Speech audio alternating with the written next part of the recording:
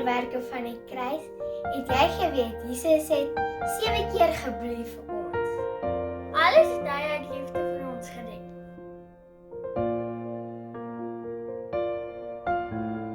Die eerste druppels bloed was in die tuin van Getsemane.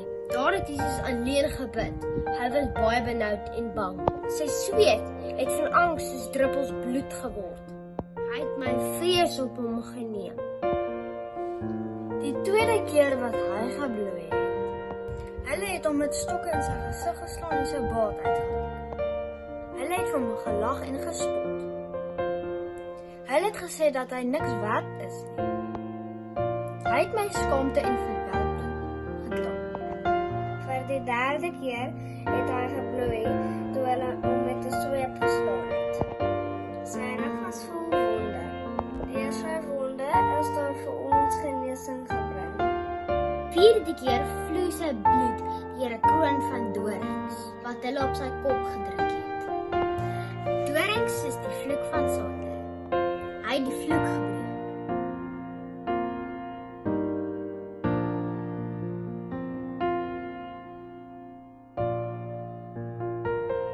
Vir die 5de keer stroom sy bloed vir my. Hy het sy hand vasgespijker aan die kruis. Hy het alles wat ek verkeerd gedoen het op hom geneem.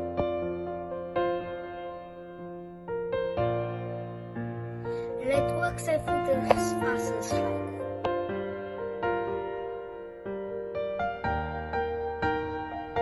Die 6de keer vloei sy onskuldige bloed en maak hy 'n nuwe pad vir my by God oop.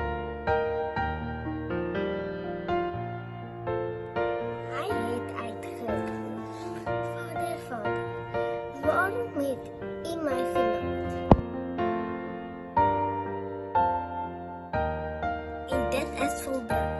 Hy het die volledige prys betaal. Die steek 'n soldaat met sy sy 'n spies. Bloed en water het uitgekom. Alles was klaar betaal.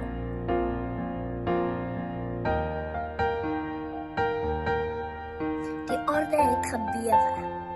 Die voorhangsel het geskeur. Die pad na God was oop. Hy het 7 keer gebloei omdat hy Ons vrees wou dra. Ons skaamte wou wegvat. ons pyn wou. Die vloek wou breek. Ons sondes wou vergewe. 'n Nuwe pad na God wou oopmaak. En vir ons nuwe lewe wou gee. Vir ons het hy die prys betaal. Dankie Jesus Vir die 7 wonders van die kruis. Maar die grootste wonder was op die 3de dag. Hy het opgestaan. En die dood oorwin. Nou is hy op sy troon. Aan die regterkant van ons Vader, Jesus ons verlosser. Die weg, die waarheid, die lewe. Ons koning, die heerser van die groot heelal. Elke knie sal voor hom buig. En elke tong sal bely dat Jesus die Here is.